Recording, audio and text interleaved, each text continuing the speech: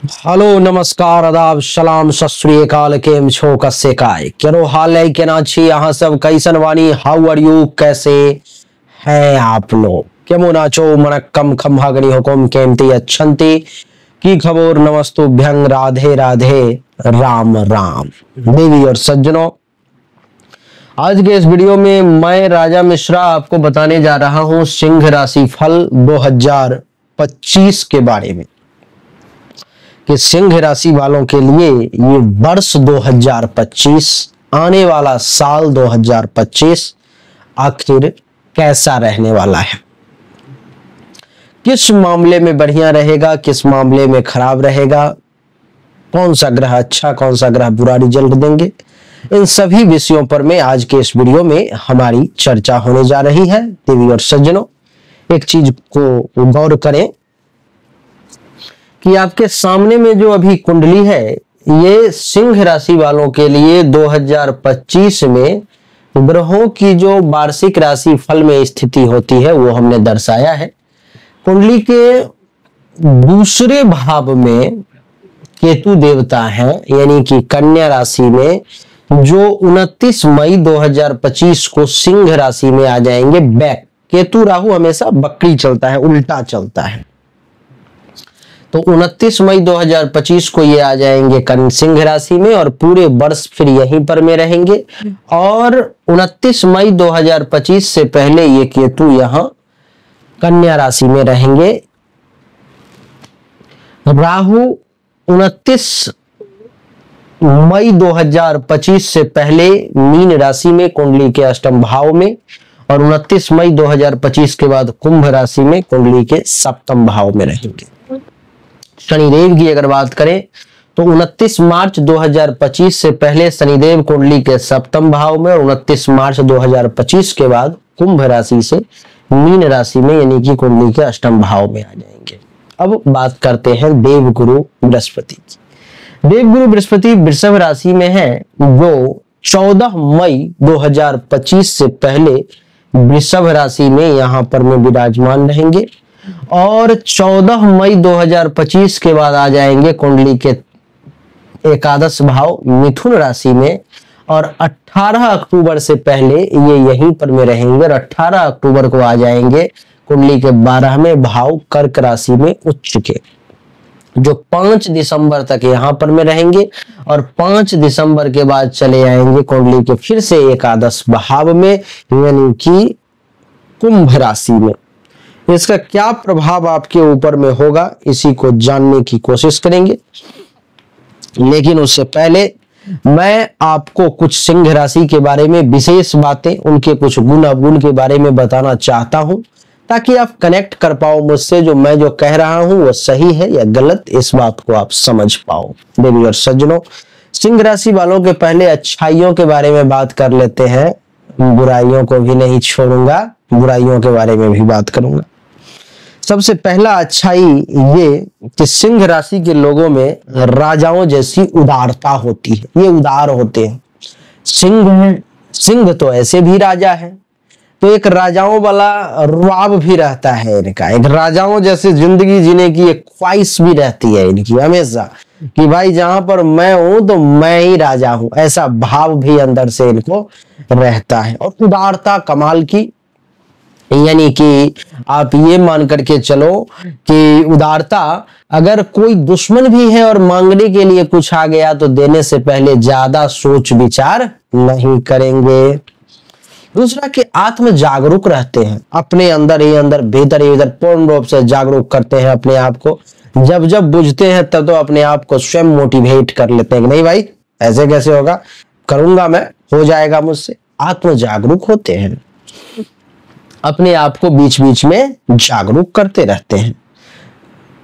थोड़ा सा स्वाभिमान भी सिंह राशि वालों के अंदर होता है, ये इतनी आसानी से किसी के ठोकर को बर्दाश्त नहीं करते। थोड़ा सा भी अगर आप कुछ ऐसा वैसा बोल दोगे तो उनके दिल पे लग जाता है, उनको लगता है कि मुझे कह दिया, मेरे बारे में ऐसा। इस प्रकार का स्वाभिमान जो है सो बहुत ज्यादा स्वाभिमानी होते हैं, छोटी छोटी बातों को जो है सो दिल पर में ले लेते हैं। देवी और सज्जनों, इतना ही नहीं, इनके अंदर राजसी गुण होता है। राजसी गुण का अर्थ ये कि राजाओं जैसी जिंदगी जीना चाहते हैं हमेशा, और एक राजा वाला रुतबा भी रहता है इनका। देवी और सज्जनों, आपको बता दूं कि कुंडली के सिंह राशि वालों के लिए इनकी जीवन की जो कुंडली का जो गुण वाला पार्ट है वो कहता है कि हमेशा ये आशावादी रहते हैं, हमेशा आशा करते हैं और निराशा बहुत कम। हमने पहले ही कहा कि आत्म जागरूक होते हैं, हमेशा इस चीज को समझते हैं, मानते हैं कि अभी नहीं हुआ है तो कभी होगा, आज नहीं हुआ है तो कल होगा, परसों होगा, होना है, इस बात का विश्वास सिंह राशि वालों को हमेशा रहता है। देवी और सज्जनों, हमेशा इनका प्रयास रहता है, लोग इनसे भयभीत रहते हैं लेकिन इनका प्रयास रहता है कि प्रेम पूर्ण जीवन व्यतीत हो। हाँ, सिंह राशि वालों को जब खो दोगे तो फिर ये आपको परेशान कर देंगे। इनके साथ जितना प्रेम से आप रहोगे वो आपको उसका डबल प्रेम वापस करेंगे। कुलीन होते हैं, अच्छे कुल खानदान वंश से होते हैं, अच्छे परिवार से होते हैं, एक व्यवहारिक प्रकृति के व्यक्ति होते हैं, और सिंह राशि के लोग आपको वफादार होते हैं। वफादार अर्थात धोखा न देने वाला। एक बार जिससे दोस्ती कर लिया उसके लिए जान भी हाजिर है, जब तक वो गद्दारी ना कर दे, जब तक उसके बातों से कुछ ऐसा तकलीफ ना हो जाए, तब तक ये आपके लिए जान देने के लिए तैयार रहते हैं। देवी और सज्जनों, ये तो कुछ गुण हुई, अब कुछ अवगुण के बारे में भी चर्चा कर लेते हैं। आपको कैसा लगा? हमने जो गुण बताया वो सब सिंह राशि में आपने अनुभव किया है या नहीं किया है? अगर किया है तो वीडियो को लाइक करके आप ये बताएं कि हाँ हमने किया है। देवी और सज्जनों, अब गुण की बात कर लेते हैं। अब गुण ये कि थोड़े से अधीर होते हैं, पेशेंस लेवल के मामले में थोड़े कच्चे, थोड़े कमजोर होते हैं, धैर्य थोड़ा कमजोर होता है, सेक्सी ज्यादा बघाड़ते हैं, बड़ी बड़ी बातें ज्यादा करेंगे, अपने बारे में जो है तो लंबा लंबा छोड़ेंगे, थोड़ा सा अहंकार भी, वो स्वाभिमान और अभिमान के बीच का जो लाइन है वो थोड़ा सा इनको कब क्रॉस हो जाता है पता नहीं चलता है। अहंकारी भी थोड़े से होते हैं, इनके साथ अगर थोड़ा सा भी 19-20 हुआ तो ये छोड़ने वालों में से नहीं है, धज्जी उड़ा देंगे आपको। देवी और सज्जनों, और थोड़ी से हिंसक भी होते हैं। शेर तो ऐसे भी हिंसक है, तो जब गुस्से में आ जाते हैं, क्रोध में आ जाते हैं, तो ये नहीं देखते हैं कि सामने कौन है, अनुचित किया है तो उसका जवाब भी अनुचित ही मिलेगा, ये सोच होता है। तो ये कुछ गुण और अवगुण थे जो सिंह राशि के बारे में हमने आपको बताने का प्रयास किया है। आपको कैसा लगा? हमने जो बातें बताई है आपके बारे में वो आपके ऊपर में बैठ रही है या नहीं बैठ रही है, अथवा जिस सिंह राशि के लिए आप ये वीडियो देख रहे हो उसको एज्यूम करके देखो कि हमने जितनी बातें कही वो सही है या नहीं। कमेंट में अभी ही आप डाल दो वीडियो को पॉज करके कि हाँ गुरुदेव सही है या गलत है, 80%, 90% या 100% सही है, ये कमेंट में आप डाल दो। आइए चर्चा को आरंभ करें और जानने की कोशिश करें कि अब 2025 का समय आपके लिए कैसा रहेगा, क्या कहता है आने वाले वर्ष की कुंडली, इस पर में चर्चा आरंभ करते हैं। सबसे पहले चर्चा देव गुरु बृहस्पति से करेंगे, लेकिन उससे पहले मैं आपको बता दूं कि सिंह राशि वाले अगर आप जीवन में परेशान हैं, मानसिक तौर पे परेशानी है, गुस्सा ज्यादा आता है, अथवा पेशेंस लेवल की कमजोरी है, या बैंक बैलेंस में कमी है, अथवा परिवार में टेंशन तनाव है, या लोग आपको सपोर्ट नहीं कर रहे, आप पराक्रम नहीं दिखा पा रहे, या आपको सुख के साधनों को जुटा पाने में परेशानी हो रही है, जैसे कि जमीन, मकान, गाड़ी, अथवा प्रेम संबंध में परेशानी है, अथवा संतान को लेकर परेशानी है, या दुश्मन परेशान कर रहा है, जीवन साथी के साथ परेशानी है, या विवाह ही नहीं हो रहा है, हर काम में रुकावट बाधा आ रही है, या भाग्य का साथ नहीं मिल रहा है, इज्जत प्रतिष्ठा मान सम्मान में कमी आ रही है, अथवा धन का लाभ नहीं हो पा रहा है, आमदनी नहीं हो रही है, या खर्चा ज्यादा हो रहा है, धन हानि ज्यादा हो रहे हैं। ऐसे समस्याओं से अगर आप जूझ रहे हो तो आप एक रत्न धारण करो जिसका नाम है माणिक। ये माणिक के नाम का जो रत्न है आपके जीवन के ज्यादातर परेशानियों को खत्म कर देगा। इस माणिक्य को धारण करने मात्र से आपकी ज्यादातर समस्याएं दूर हो जाएंगी। देवी और सज्जनों, इसकी कीमत मात्र 5,000 रुपए हमारे यहाँ पर में, जो मार्केट में आपको 30,000, 40,000, 50,000 में मिलेगा, मात्र 5,000 में आपको उपलब्ध करवाऊंगा। ये इसको धारण करने मात्र से आपकी 2 साल की लगभग परेशानी 80 से 90%, 95% सॉर्ट आउट हो जाएगी। 2 साल के बाद स्थिति बेहतर हो जाएगी। फिर से इसको चेंज कर लेना, हर 2 साल पे चेंज करते रहोगे, चकाचक में रहोगे। शर्त यह है कि जन्म कुंडली के 6, 8वें और 12वें भाव में आपका सूर्य ना हो, और इसे जन्म कुंडली की जांच करवा के पहनो तो ज्यादा अच्छा है। जन्म कुंडली की जांच करवाने के लिए या रत्न प्राप्त करने के लिए सामने दिए गए व्हाट्सएप पर में आप मैसेज करके जानकारी हासिल करो। आइए चर्चा को आरंभ करते हैं। देवी और सज्जनों, चर्चा सबसे पहले देव गुरु से शुरू करते हैं। 14 मई 2025 से पहले देव गुरु बृहस्पति कुंडली के 10वें भाव में विराजमान है। कुंडली के 10वें भाव में देवी और सज्जनों, 10वें भाव में देवगुरु बृहस्पति के विराजमान होने के कारण पिता से आपको अच्छा खासा लाभ मिलने का योग बन रहा है। पिता से बढ़िया फायदा मिलेगा। पिता ही नहीं, पिता की संपत्ति का भी आप पूर्ण इस्तेमाल करके लाभ ले पाएंगे। और पिता से ऊपर यानी कि दादा परदादा यानी कि पूर्वज की संपत्ति का भी अगर फायदा लेना चाहते हो तो इस समय में आराम से लो, आपको मिलेगा। देवी और सज्जनों, आपकी जानकारी के लिए बता दूं कि कुंडली के 10वें भाव में देवगुरु बृहस्पति का बैठना आपको राज्य के तरफ से, सरकार के तरफ से भी 14 मई 2025 से पहले अगर आप लाभ लेना चाहते हो तो वहां से भी लाभ मिलेगा। प्रयास करना पड़ेगा आपको। ये 10वां भाव आपके कर्म का भी होता है, काम धंधा जो आप करते हो, क्या करोगे उसका भी।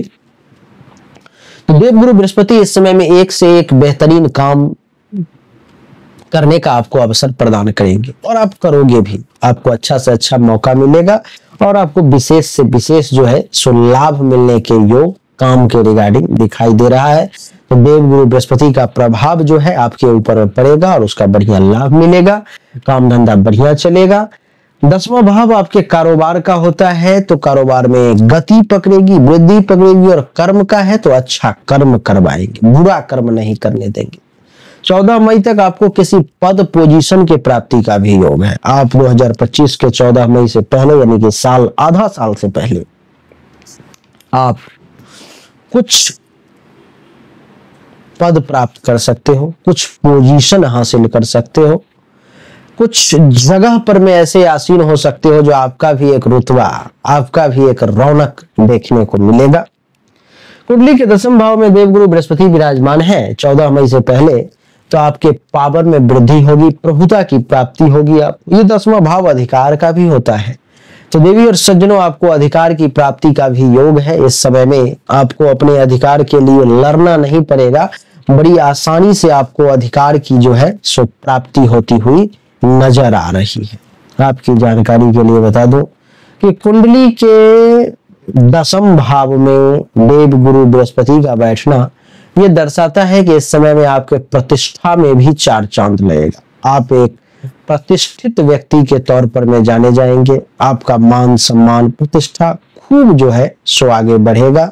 और कुंडली के 10वें भाव में देवगुरु बृहस्पति का बैठना ये भी दर्शाता है कि आपको इस समय में राज्य से, सरकार से, इन सब से भी फायदे के योग मिलते हुए नजर आ रहे हैं।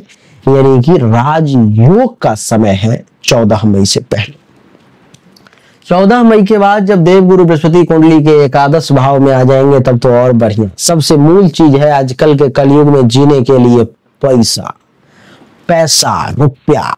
ये आज के समय में कहते हैं कि धर्म का काम भी करने के लिए आज एक गिलास अगर पानी भी किसी को पिलाना है तो उसके लिए भी पैसा चाहिए। 20 रुपए लीटर पानी मिलती है आज के समय में। बिस्लरी जब जाओगे मार्केट में अथवा कोई भी बोतल जब लेने के लिए जाओगे, अगर किसी को पिलाना है पानी तो 20 रुपया का बोतल आपको मिलेगा। होटल में चले जाओ तो वही बोतल 60 रुपया का हो जाएगा, थोड़ा बढ़िया होटल में चले जाओ तो यानी कि पानी तक पिलाने के लिए आज के समय में पैसे की जरूरत है, जिसके पास अगर पैसा नहीं है और कोई गरीब व्यक्ति मिल गया रास्ते में और अगर उसने उससे पानी मांग दिया तो वो पानी तक नहीं पिला सकता है। इतना पावरफुल हो गया कलयुग में, पैसा ही पावरफुल है। एकादश भाव में देवगुरु बृहस्पति विराजमान है, तो 14 मई से लेकर के 18 अक्टूबर तक और 5 दिसंबर के बाद ये सब फल आपको मिलेगा जो मैं अब कहने जा रहा हूं। आमदनी में देवगुरु बृहस्पति वृद्धि कर देंगे, आमदनी ज्यादा होने लगेगा। 5 रुपया कमा रहे थे तो 7 रुपया कमाने लगेंगे, 10 रुपया कमाने लगेंगे, 5 का 25 भी हो सकता है। ऐसे योग है देवी और सज्जनों। इतना ही नहीं, ये जो एकादश भाव है आपके आय के अलावा लाभ का भी होता है, यानी कि लाभ में भी वृद्धि के योग है। ज्यादा से ज्यादा लाभ प्राप्ति दिखाई दे रही है, उपलब्धि की प्राप्ति होती हुई नजर आ रही है। आपको इस समय में उपलब्धि हासिल करने का, कुछ बड़ा पुरस्कार, कुछ बड़ी कामयाबी ऐसा मिल सकता है जो समाज के सामने एक आपका अलग नजरिया, एक अलग महत्व जो है स्थापित करेगा आपके बारे में। आपकी जो इच्छा है, मनोकामना है, उसको भी पूर्ति करवाने का प्रयास ये देवगुरु बृहस्पति जरूर करेंगे। कुंडली के एकादश भाव में बैठे हुए देवगुरु आपको बड़े भाई बहन, सीनियर्स, इन सब से भी लाभ दिलवाने का प्रयास करेंगे, इन सब से भी आपको फायदा होगा। और अगर आपके बच्चों का विवाह नहीं हुआ है तो बच्चों के विवाह का भी योग बनेगा, और अगर हो चुका है तो आपको पुत्र वधू और दामाद के सुख का भी ये समय है देवी और सज्जनों। अच्छा, जिस किसी भी व्यक्ति को कान से संबंधित कुछ परेशानी थी तो इस समय में आप अनुभव करोगे कि बहुत कम हो जाएगी, राहत हो जाएगा उसमें कान से संबंधित परेशानी। देवगुरु बृहस्पति की पंचम दृष्टि सप्तम दृष्टि पंचम भाव पर पड़ेगी अपने ही राशि पर में। जिसको संतान नहीं था और संतान की इच्छा के लिए लालायित था, उसको संतान प्राप्ति का योग बन रहा है, उसको संतान की प्राप्ति होगी। ये 5वां भाव विद्या बुद्धि का है, तो विद्या बुद्धि के क्षेत्र में भी आप कमाल करोगे। प्रेम संबंध के मामले में भी समय बढ़िया रहेगा, यश में भी वृद्धि होगी, समाज में लोग आपको जानेंगे और चाहने वाले लोगों की संख्या भी बढ़ेगी। धर्म के पालन करने का समय मिलेगा, मंगल कार्य करेंगे, ननिहाल से भी लाभ मिलेगा। अचानक से कुछ धन का आपको लाभ भी मिल सकता है, कुछ फायदा भी आपको हो सकता है। देवी और सज्जनों, एकादश भाव का देवगुरु ये दर्शाता है कि इस समय में आपका शरीर भी काफी सुंदर दिखाई देगा, मनमोहक। आपको अगर किसी प्रकार का कोई बीमारी है, रोग है, तो उससे भी आप काफी राहत में आ जाएंगे इस समय में। और लाभ प्राप्ति का तो योग है ही, बिजनेस व्यवसाय भी बहुत अच्छे तरीके से कर पाएंगे। आप एक धनवान व्यक्ति के तौर पर में इस समय में जाने जाएंगे, लेकिन संतोष रहेगा, संतोषी कहलाएंगे। संतान का भी सुख मिलेगा, बड़े बड़े लोग आपकी पूजा करेंगे, विद्युता आपके चेहरे पर, जवान पर इस समय में झलकेगी। बहुत सारे महिलाओं पुरुष का सुख आपको प्राप्त होगा, अच्छे कार्य में पैसे को खर्च भी करेंगे और पराक्रमी भी कहलाएंगे। बड़ा सुखद और बढ़िया समय रहेगा। देवी और सज्जनों, 18 अक्टूबर के बाद जब देवगुरु बृहस्पति कुंडली के 12वें भाव में आ जाएंगे, तो 12वें भाव में आने के कारण थोड़ा सा आलस्य आपके अंदर प्रवेश कर जाएगा। थोड़े से आलसी किस्म के व्यक्ति के तौर पर में इस समय में आप जो है सो जाने जा सकते हो। बोलेंगे कम लेकिन सुख की प्राप्ति होगी, और खर्च करेंगे लेकिन मीठा, थोड़ा थोड़ा खर्च करेंगे। योगाभ्यासी कहलाएंगे, योग की तरफ रुझान होगा, परोपकारी, अच्छे अच्छे कर्म, अच्छे अच्छे काम करने का अवसर मिलेगा। आपके अंदर उदारता का भाव रहेगा, हमेशा देने का जो आपका एक गुण है वो रहेगा। शास्त्रज्ञ कहलाएंगे, संपादक, अच्छा आचरण चरित्र वाला सदाचारी। कुछ विषय वस्तु पर लोभ भी 18 अक्टूबर से 5 दिसंबर के बीच में हो सकता है। घूमने टहलने का विशेष अवसर प्राप्त होगा और मन में किसी के प्रति थोड़ा मैल भी जागृत हो सकता है। तो देवगुरु बृहस्पति का प्रभाव तो बड़ा ही कमाल का है। गुरु के बाद अब बात करेंगे शनि की। देवी और सज्जनों, शनिदेव 29 मार्च से पहले कुंडली के सप्तम भाव में है, कुंभ राशि में सप्तम भाव में। तो ये आपके विवाह का योग बनाएंगे, आपका विवाह जल्दी से जल्दी हो जाए ऐसी कोशिश रहेगी। भाग्य का साथ भी मिलेगा लेकिन थोड़ा सा कम 29 मार्च से पहले। और सप्तम दृष्टि प्रथम भाव पर में तो मन काफी चंचल रहेगा, और दसम दृष्टि चौथे भाव पर में तो सुख की प्राप्ति होगी लेकिन थोड़ी सी अटक अटक के। 29 मार्च के बाद जब शनिदेव कुंडली के अष्टम भाव में आ जाएंगे तो इनका प्रयास रहेगा कि आपको घर से, जन्मभूमि से दूर ले जाया जाए, ये ले जाने की कोशिश करेंगे। और कुछ काम में रुकावट और बाधा भी डालने का 29 मार्च के बाद प्रयास करेंगे। इतना आसानी से काम सब हो जाए जितना आसानी से देवगुरु चाहते हैं ये नहीं होने देंगे, उसमें बाधा और रुकावट डालेंगे। तीसरी दृष्टि दसम भाव पर में तो पिता को कुछ हेल्थ वाइज इशू वगैरह देंगे। सप्तम दृष्टि दूसरे भाव पर जब वाणी में थोड़ा तीखापन, कड़वापन लाने का प्रयास करेंगे। दसम दृष्टि पंचम भाव पर में तो प्रयास रहेगा कि एक पुत्री रत्न का आपको प्राप्ति हो जाए। राहु का बात अगर करें तो 29 मई से पहले राहु कुंडली के अष्टम भाव में है, तो ये भी काम में रुकावट और बाधा का योग बनाने का प्रयास करेंगे 29 मई से पहले। 29 मई के बाद जब राहु कुंडली के सप्तम भाव में आ जाएंगे देवी और सज्जनों, तो जीवन साथी से थोड़ी सी दूरी बन सकती है 29 मई के बाद। वैवाहिक जीवन में कुछ परेशानी लाने का ये प्रयास करेंगे। और केतु 29 मई से पहले दूसरे भाव में है, तो केतु अच्छा ग्रह है तो ये आपको लाभ देने का प्रयास करेगा। जुगाड़, युक्ति, बोली वचन में कुछ ऐसा डाल देगा जिससे आपका काम हो जाया करेगा। और 29 मई के बाद केतु प्रथम भाव में आ जाते हैं तो आपको मानसिक तौर पर में थोड़ा सा बेचैनी और बेचैनी के साथ मजबूती भी प्रदान करने की कोशिश करें। तो कुछ इस प्रकार से बहुत ही संक्षिप्त में हमने आपको बताया सिंह राशि वालों के लिए 2025 कैसा रहेगा। उम्मीद करता हूं कि अच्छा लगा होगा। अगर आपको अच्छा लगा, पसंद आया, इस वीडियो को लाइक करें, शेयर करें, चैनल को सब्सक्राइब करके इसके बेल आइकन के बटन को दबाएं। एक बार फिर से आप सभी का बहुत बहुत धन्यवाद। Thank you so much. जय हिंद, वंदे मातरम। बोलिए राधे राधे, राम राम।